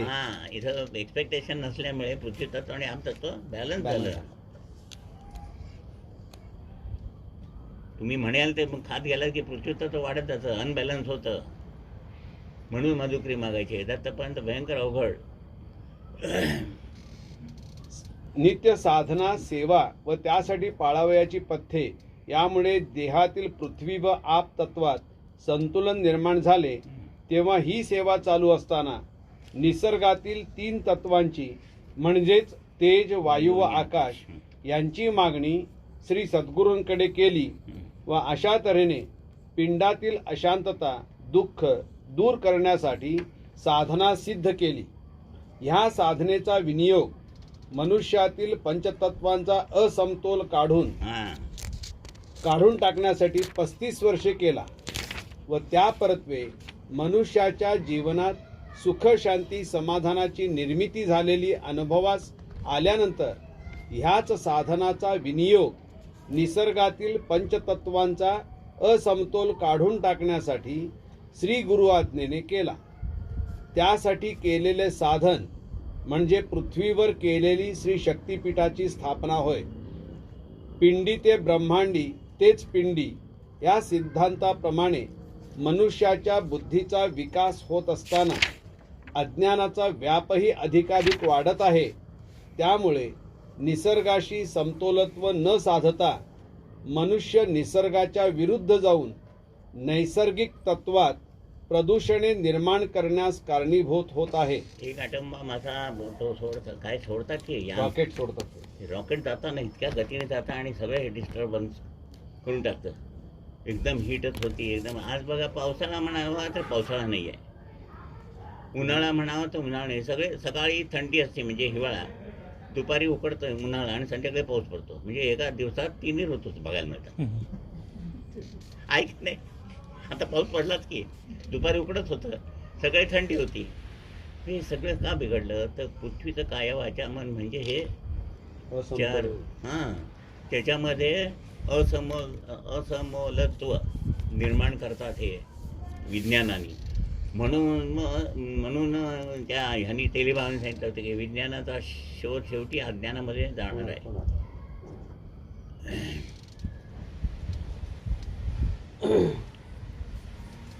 त्यामुळे निसर्गाशी समतोलत्व न साधता मनुष्य निसर्गाच्या विरुद्ध जाऊन नैसर्गिक तत्वात प्रदूषणे निर्माण करण्यास कारणीभूत होत आहे. सगळीकडची झाडं तोडायची आणि मनुष्याची वस्ती करायची. पाऊस पाऊस बेपत्ताच झाला आहे का नाही. आणि सगळीकडे कॉन्क्रीटची घरं, म्हणजे दुपारी रस्त्यावर जर अंडं फोडून टाकलं तर आमलेट तयार होत आहे. एवढी उष्णता आहे. हे कसं झालं हे? ह्याला कोण कारणीभूत आहे? हां. अशा प्रदूषणाद्वारे निर्माण होत असलेली अशांतता दूर करण्यासाठी व विश्वात तसेच मानवी जीवनात सुख शांती समाधानाचे इंद्रधनुष्य उमटविण्यासाठी श्री सद्गुरु कृपेने श्री शक्तिपीठाची स्थापना केली. श्री शक्तिपीठाची स्थापना जरी आज झाली असली तरी तिची कार्ययोजना श्री क्षेत्र औदुंबरच्या सेवेपासून उदित झालेली होती. आधीच स्थापन झालं 81 साली, पण त्याची उदित अवस्था 1945 पासूनच होती. त्याच्याही पूर्वी 1930 पासून जगाला आग लागली आहे. ती ती विझवायचं काम करायचं आहे आणि तुला लोकांना चारा द्यायचा आहे. आठवत आहे ना शब्द? विश्वाची धारणा 3 लोकात झालेली आहे. एक इहलोक, दुसरा परलोक व तिसरा स्वर्गलोक. मानव जन्माला येतो त्यावेळी त्याचे अस्तित्व कर्म अधिक आत्मा असे असते. परलोकात जाताना हे बघा, जाताना वर गेल्यावर जन्मकर्म आणि जन्मजन्मांतर हे दोनच ऋणानुबंध असतात. म्हणजे जन्मजन्मांतर म्हणजे आत्मा आणि जन्मकर्म म्हणजे कर्म.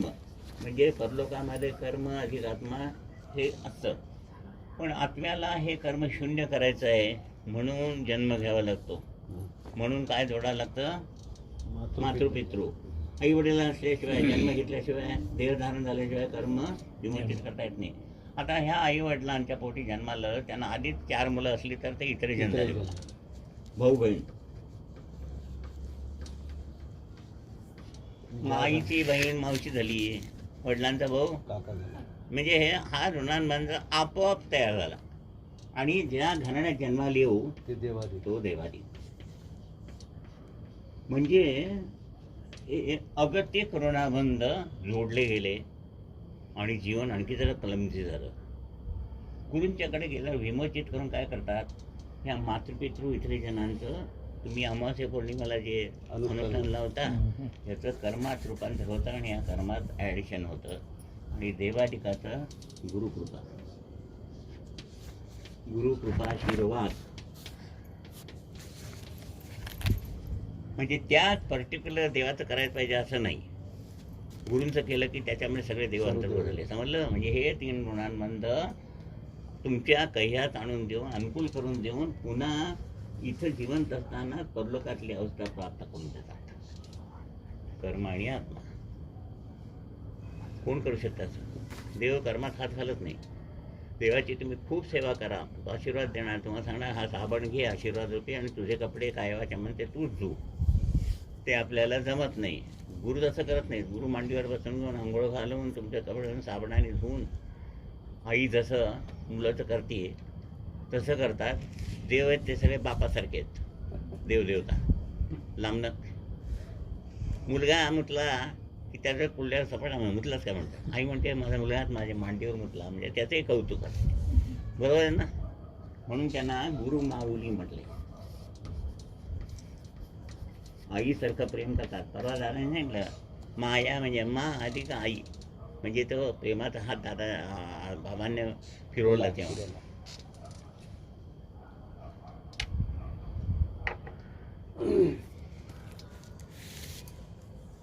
विश्वाची धारणा 3 लोकात झालेली आहे. एक इहलोक, दुसरा परलोक व तिसरा स्वर्गलोक. मानव जन्माला येतो त्यावेळी त्याचे अस्तित्व कर्म अधिक आत्मा असे असते. पण जन्माला येते वेळी 3 अधिक ऋणानुबंध जोडल्याशिवाय त्याला जन्माला येता येत नाही. म्हणजे जन्म घेण्यासाठी 5 तत्वांचा म्हणजे 5 ऋणानुबंधांचा संबंध प्राप्त जन्माशी येतो.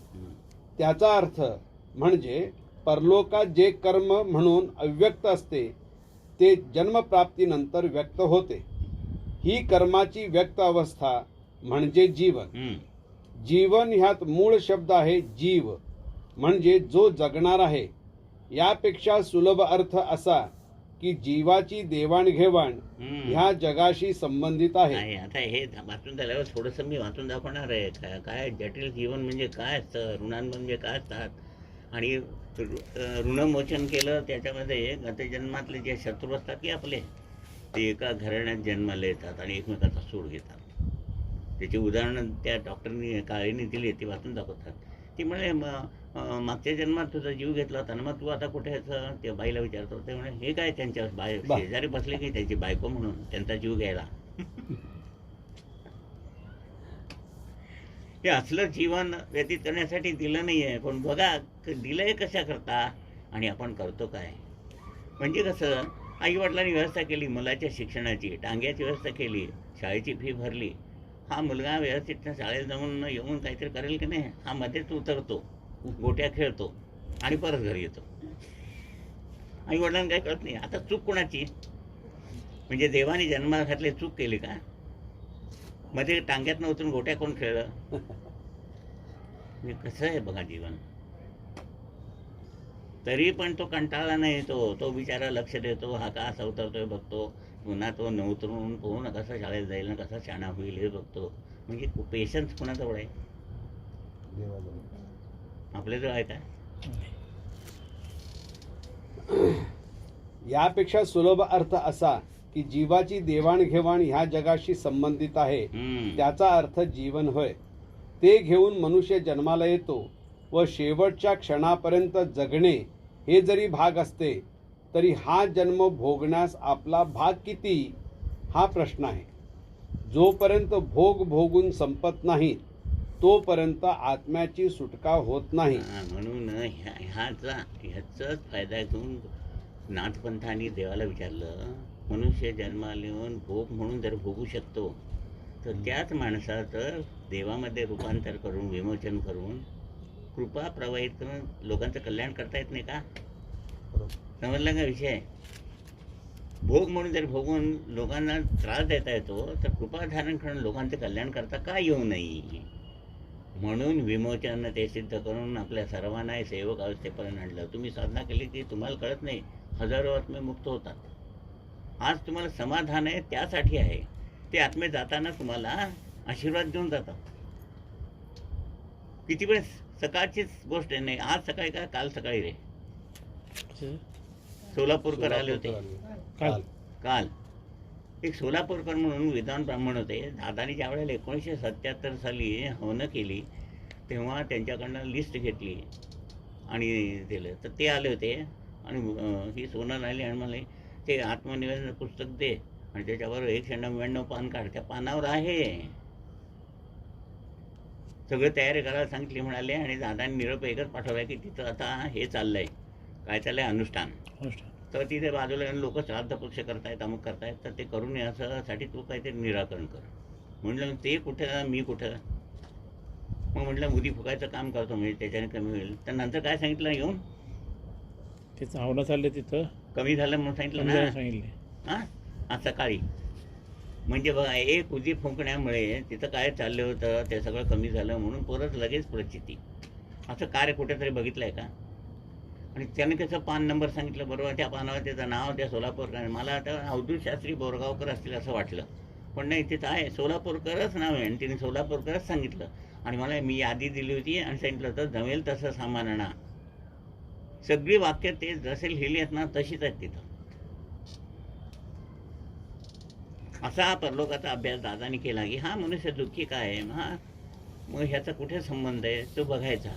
पण त्याला न सांगता तो निवारण कसा होईल असं साधन सिद्ध केलं. आणि बाबाने सांगितलं होतं प्रत्येकाचं काय कर्म आहे मग हे सांगण्याचं पाप तू करू नकोस. तर असं साधन सिद्ध कर की त्याने हे केल्याबरोबर त्याच्या जीवनामध्ये सुख शांती समाधान लाभलं पाहिजे.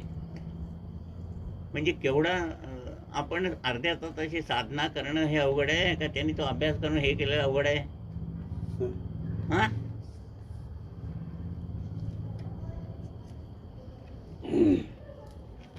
जोपर्यंत भोग भोगून संपत नाही तोपर्यंत आत्म्याची सुटका होत नाही. यासाठी आम्हा मानवांना 2 भूमींचा विचार करावा लागतो. एक इहलोक व दुसरा परलोक. या 2 लोकांमध्ये मनुष्य अडकला म्हणजे जीवनाचा प्रवाह सुरू होतो. प्रवाह म्हणजे काय, त्याला डेफिनेट काही नसतं. आमचं वाहत पाठ जातो. हॉटेल तिकडे हात जायचं. प्रवास म्हणजे निश्चित असतं. इथं तुम्ही गाडीत बसला की मुंबईला जाऊन उतरणार नाही. इथं गाडीत बसली की निघाली गाडी, मुंबईला गेली, मग लंडनला गेली, कुठे गेली काय पत्ताच लागत नाही. प्रवाह म्हणून जन्माला आल्यानंतर ते कर्म शून्य करायचं आत्म्याचा विषय असतो. आणि हा देह इकडे तिकडे बघून ते कर्म जास्त कसे होईल असं बघायचं. म्हणजे एकमेकाचं कॉपरेशन नाही. वास्तविक जीवनाचा जन्म घेणे हा प्रवास आहे. म्हणजे जे जे कर्तव्य काही शिल्लक राहिले आहे त्याची फेड करण्यासाठी आत्मा जन्म घेतो. पण जन्म प्राप्त झाल्यावर अज्ञानाने कर्तव्यातून फेड करावयाची ती राहून कर्माची उपाधी लावून घेतो. म्हणजे कसं, आता मुंबईला तुम्ही खरेदीला गेला, त्या डोक्यात काय विषय असतो, खरेदी झालं की पुरा आपल्या घरी यायचं आहे का तिकडे ते घर करून राहायचं, तिकडं आणि कुठे खरेदी केला तिकडे घर करायचं. समजतंय मी काय म्हणतो ते? कोल्हावलोकन आणि सिंहावलोकन सांगितलं. हां, कोल्हावलोकन आणि सिंहावलोकन म्हणून जाणं सांगितलं. म्हणजे सिंह असा एक प्राणी आहे म्हणे, तो शिकारीला जातो आणि बघतो की मी परत माझ्या डेस्टिनेशनला मागे येऊ शकतो की नाही, नाहीतर ती शिकार सोडतो. समजलं? कोल्हा काय करतो म्हणे, कोल्हा ते मागे जातो, पहाट झाली तर जाऊन तिथंच झोपतो. तशी आपण तिथनं आलो ते हिथंच, कोल्ह्याचं हिथंच चिकटलो. मला परत तिथं जायचं आहे, सिंहावलोकन नाहीच केलं.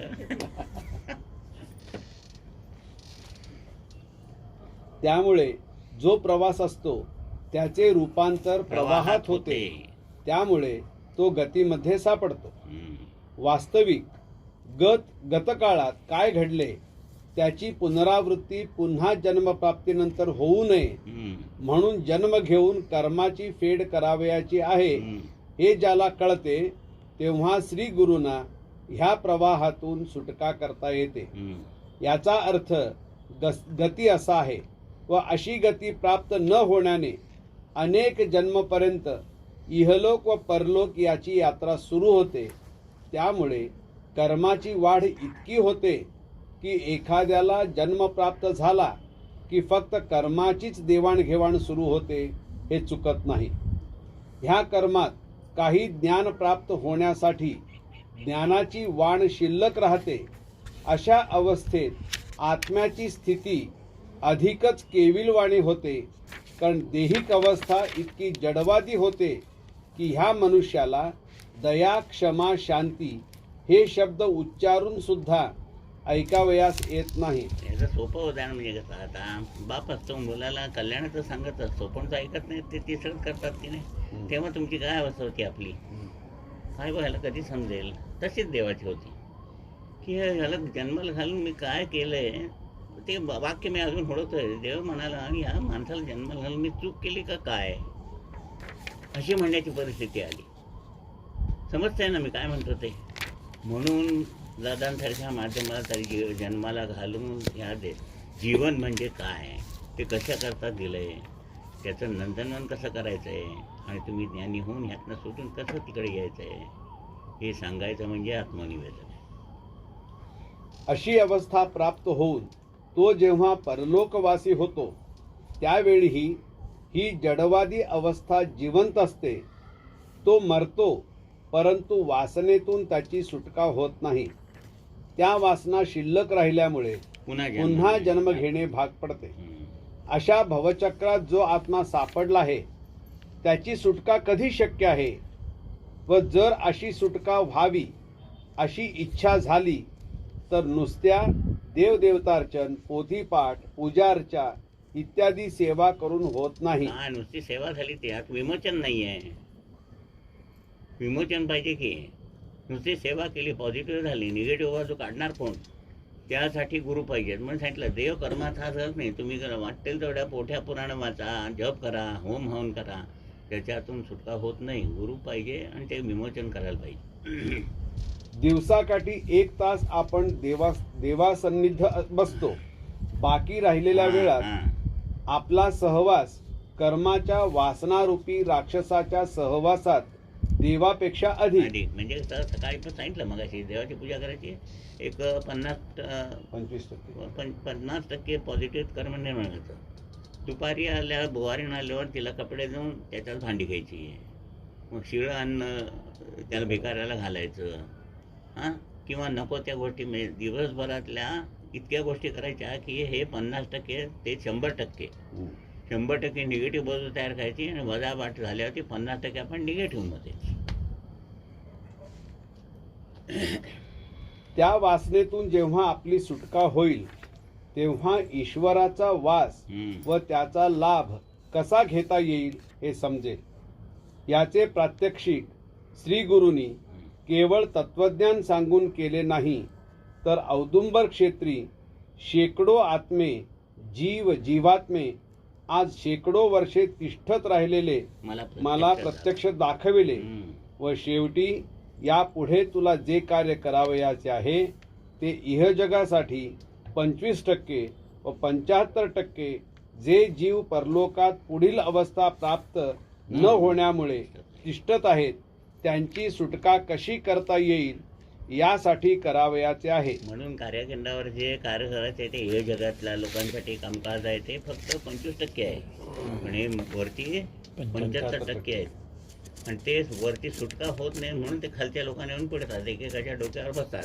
आता एका बाहेर बघा जेवणं केवढी आहेत आज लोकांची, पितात किती, म्हणजे कसं जीवन आहे की हा माणूस असं एवढं कसं खाऊ शकतो. तर त्याच्या डोक्यावर जेवढे बसलेत ना त्यांची वासना पूर्ण तो खाणार. मी सांगितलं आम्ही हे बघितलेलं आहे, आमच्या आत्तेभावाची बाई सांगितली पालीला होती 100 पुऱ्या खायची आणि 100 पुऱ्या खाऊन झाल्यानंतर ते बाधा गेल्यानंतर पुन्हा हिमालयाची मला भूक लागली, म्हणजे त्या पुऱ्या कुठे गेल्या. नाही हसण्याचा विषय नाही, आम्हाला असे छातीत धडकी भरायची. आम्ही जायचंच बंद केलं त्यांच्याकडे. दरवाज्यात खोली कोंडून घातलं, त्या फटीतून फटकन बाहेर यायचे. एवढं मोठं कणगं 50 किलोच्या तांदळाचं नेऊन उचलून ते वाळत घालायचं. म्हणून आमच्या दादांच्यावर भयंकर लवकर विश्वास बसला. हे सगळे भुताटके असले सगळे प्रकार आम्ही बघितले होते, यातून कसं बाहेर पडायचं बा. आमच्या मोठ्या काकूच्या आता इतर वेळेला आलं तर काही एक शब्द बोलायचे नाही, तो मालक ती बाधा आली की जे धावत जायचे. दोघांना कंट्रोल, आता बघता ना सोनलला तिघं कंट्रोल करू शकत नाही, तसं पळत जायचं आणि विहीर कुठे दिसेल त्यात जाऊन ढाम तर उडी मारायची. आम्ही एवढे लहान 10-12 वर्षाचे होतो आणि तेव्हापासून बघितलं. दिवसाकाठी 1 तास आपण देवासन्निध बसतो, बाकी राहिलेल्या वेळात आपला सहवास कर्माच्या वासनारूपी राक्षसाच्या सहवासात देवापेक्षा अधिक. त्या वासनेतून जेव्हा आपली सुटका होईल तेव्हा ईश्वराचा वास. प्रबळ असं सांगतो, एक भक्त दादांच्याकडे यायचा, त्याचे वडील असे झोपायचे, असं झोपायचं पलंग आणि असा हात घातला की बाटली हाताला आली पाहिजे, बाटली आल्याची प्यायची. मेल्यानंतर कावळाची वेना. दादांना फोन केला की दादा आमचे वडील गेले, कावळा शिवत नाही, काय करायचं.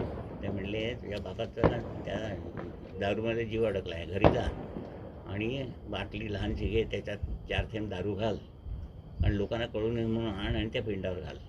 आणि लोकांना कळलं तर बदनामी होईल ना. आणि तुम्हाला आश्चर्य वाटेल, त्यांनी तसंच केलं. आल्यावर लगेच कावळा शिवला. म्हणजे हसण्यात नाही, एवढं जीवन अमौलिक दिलेलं आहे, त्याची किंमत किती आहे? 4 थेंब दारू मुक्त होण्यासाठी.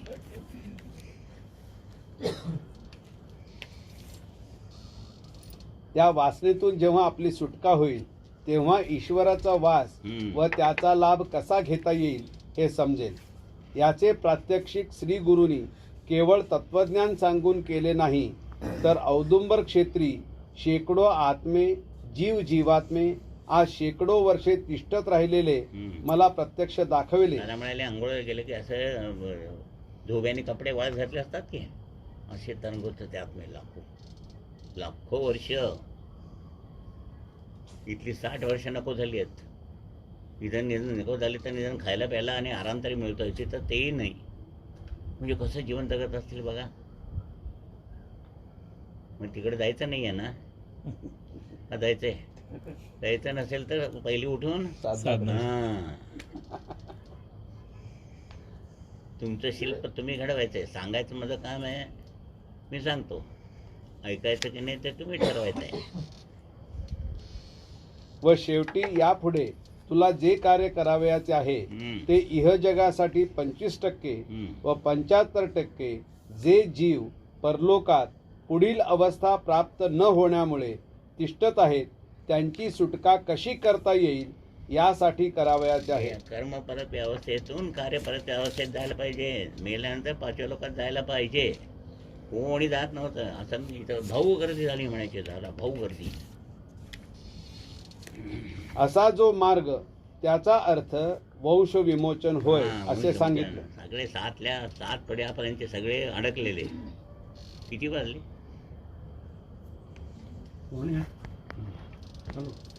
जन्माला आज जे लोक आहेत त्यांचे कोणी ना कोणीतरी हम्म. ह्या अवस्थेत वंशज म्हणून शिल्लक राहिला आहे.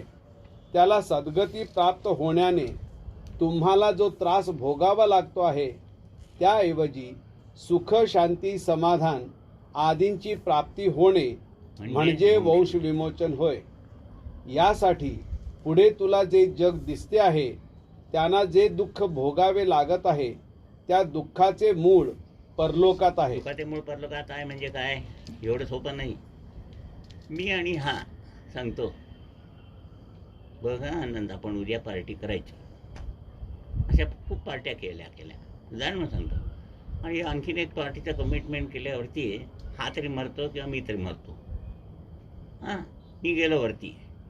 आता बोललोय ना आम्ही दोघं जण. तो मी खाली येऊन आम्ही दोघं पार्टी करतोवर हा त्यातनं सुटत नाही.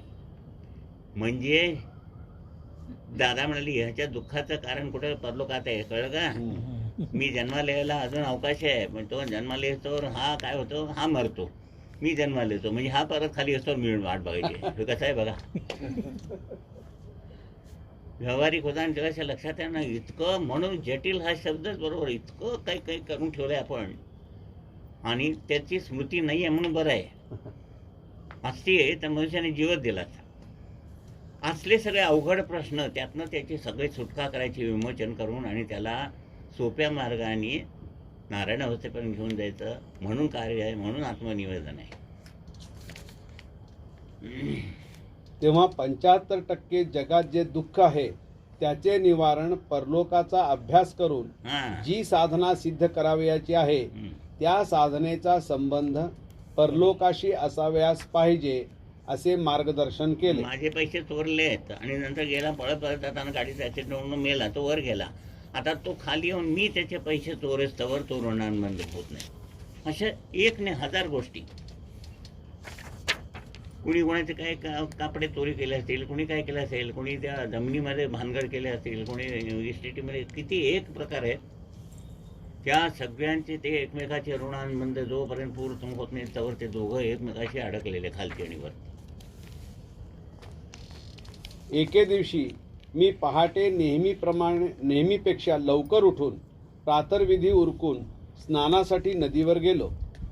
ते दृश्य अजून माझ्या डोळ्यासमोर आठवण म्हणून आठवणीत शिल्लक आहे. नदीला घाट आहे. नित्य स्नानाला नेहमीच्या वेळेला गेलो असताना त्या ठिकाणी लाखो आत्मे माझ्या येण्याची वाट पाहत आहेत असे दिसले. मी गेल्यावर सर्वांनी गर्जना केली, श्री गुरुदेव दत्त, आम्हाला या नरक यातनेतून सोडवा.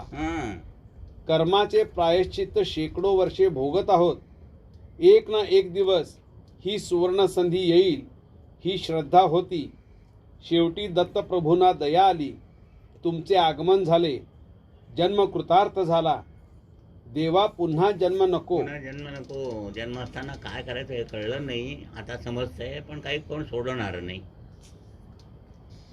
देह असता लॉकडाऊन मध्ये अडकल्यांची कशी परिस्थिती झाली आहे. ते लॉकडाऊनच कोण दादांसारखा येऊन सोडणार भेटला तर नाही तर बोंबल बघायचे. देह असता तर जगाला देहाचे हाल पाहून दया येईल, पण देह नाही. यातना सगळ्या आत्म्याला. अशी यातना भोगता भोगता शेकडो वर्षे वाट पाहिली. इथलं 100 वर्षात आयुष्य नको झालंय, पण त्या 100 वर्षात तेवढं काय कर्म करून ठेवलंय की हजारो लाखो वर्ष भोगायला लागतंय.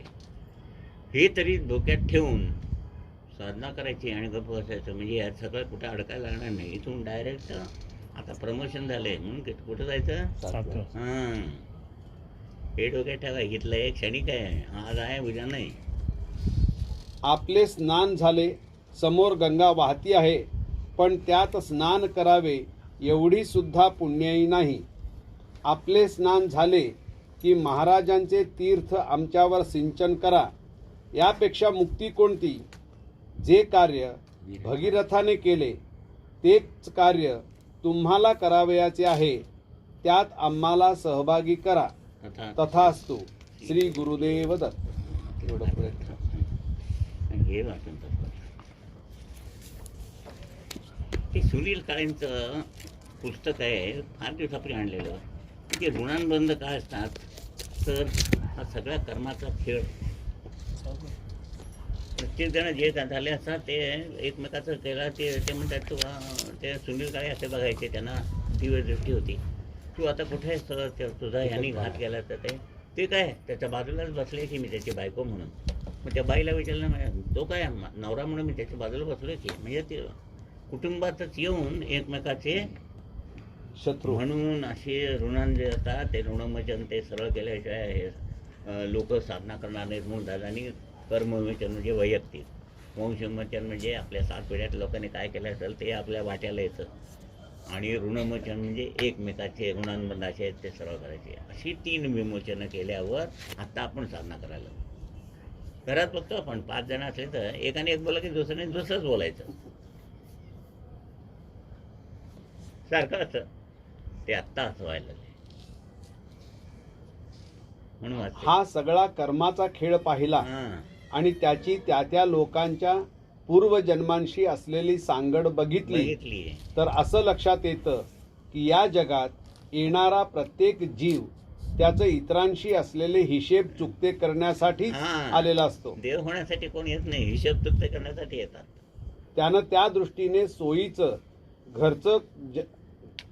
सोयीचं घरच जन्म घेण्यासाठी निवडलेलं असतं. हां, त्यामुळे ज्यांचं एकमेकांना देणं घेणं असतं अशीच माणसं बरोबर संपर्कात येतात. हां, व्यवस्थित पद्धतीनं त्यांचे व्यवहार झाले तर हिशेब चुकतेही होतात, पण स्वार्थ, मोह आणि अहंकार हां. यात अडकलेला प्रत्येक जीव पहिले हिशेब चुकते करता करता आणखी दुसरे नवे हिशोब निर्माण करून ठेवतो हां. आणि मग हे चक्र असंच चालू राहतं. जोपर्यंत गुरु भेटत नाही त्यावर छेद देऊन गुरु भेटल्याशिवाय चक्र थांबतच नाही. खरं तर शक्ती घेणं या प्रक्रियेनं जेव्हा आपल्या मूलाधार चक्रामध्ये सुप्तावस्थेत असलेली कुंडलिनी शक्ती हां, मुलाचा म्हणजे इथे खालती आहे, खालच्या असं मी सांगितलं उद्यापन म्हणजे विकास होत होत वरपर्यंत जायचं म्हणजे ज्ञानी होत.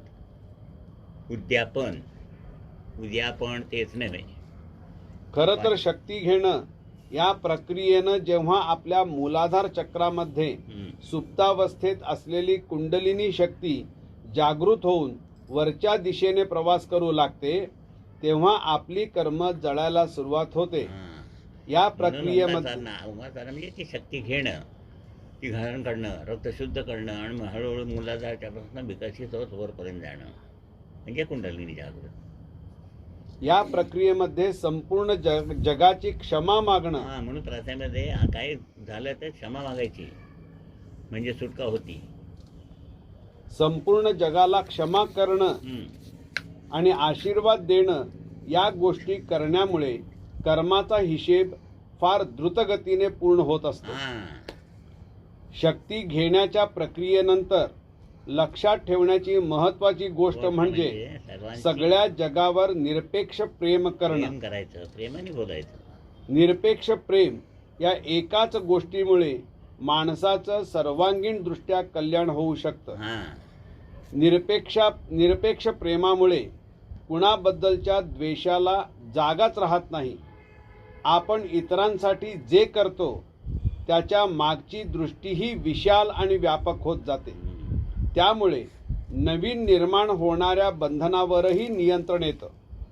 आपल्याला आलेल्या अडचणींमुळेच आपण या कल्याण करणाऱ्या प्रक्रियेकडे वळत असल्यामुळे त्या अडचणी आपल्या मार्गदर्शकच आहेत असं म्हणायला हवं.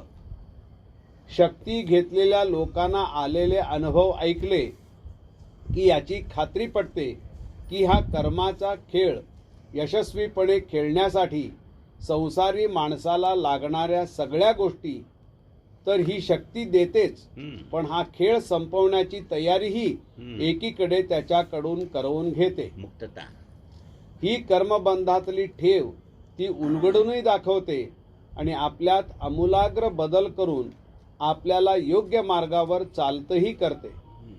जोवर हे जगाचं गाडगं चालू आहे आणि आपण त्याचा एक भाग आहोत, तोवर आपल्याकडून कर्म हे घडतच राहणार. मग आपल्या हातात काय आहे तर कोणतंही कर्म करताना आपला सत्सत विवेक वापरून मगच कृती करणं. विचार करून. तुला पाहून घेईन ही भूमिका हद्दपार करणं. मनावर सतत चिंतन, मनन आणि सत्संग यांच्या माध्यमातून चांगले आणि सकारात्मक संस्कार घडवणं. आणि मन फारच ओढाळपणा करायला लागलं तर आतापर्यंत आपण जी लोकांनी भोगलेल्या विविध कर्मांच्या फळांची चर्चा केलेली आहे तिचं स्मरण मनाला करून देऊन त्याला योग्य मार्गावर आणणं. या उपर जाणते अजाणतेपणी आपल्या हातून जी चुकीची कर्मे होतील त्यांचा हिशेब संपवायला आपण त्या शक्ती आईला साकडं घालणारच आहोत. चला तर परात्पर शिवाच्या शक्तिरूपी कामधेनूकडून आपल्याला कल्याणकारी असणारं सगळं मिळवूया आणि या मानवी जीवनाचं सर्वार्थानं सार्थक करूया. एक मिनिट आणखी.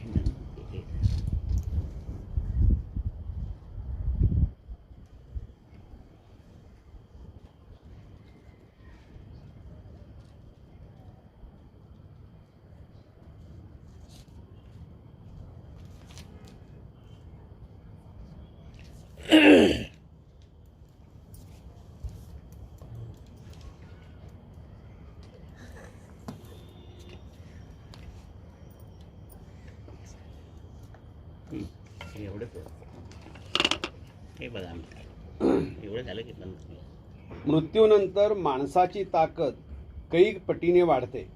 म्हणजे जिवंतपणी एखाद्याची इतरांना त्रास देण्याची प्रवृत्ती असेल तर मृत्यूनंतर त्याची त्रास देण्याची शक्ती कैक पटीने वाढल्यामुळे तो संबंधित माणसाला अगदी नको नको करू शकतो. तीच गोष्ट संत प्रवृत्तीच्या माणसांबद्दलही खरी असते. त्यामुळे संत जिवंत असताना जेवढ्या लोकांचं कल्याण करतात त्याच्या कितीतरी पट लोकांचं कल्याण ते देह ठेवल्यावर करतात. बरंचसं लक्षात आलं असेल की आपण काय गुरु आत्मनिवेदन म्हणजे की सरळ वागणे, सरळ चांगले विचार ठेवणे. सगळा प्रश्न चांगलं नाही करता आलं तरी वाईट करायचं नाही, वाईट विचार पण करायचे नाही. सवय होता होता होता प्रॅक्टिस होती. आता घरात बसायची सवय नव्हती पण ॲडजस्ट झालो ना झालं का नाही तसंच. काका साधना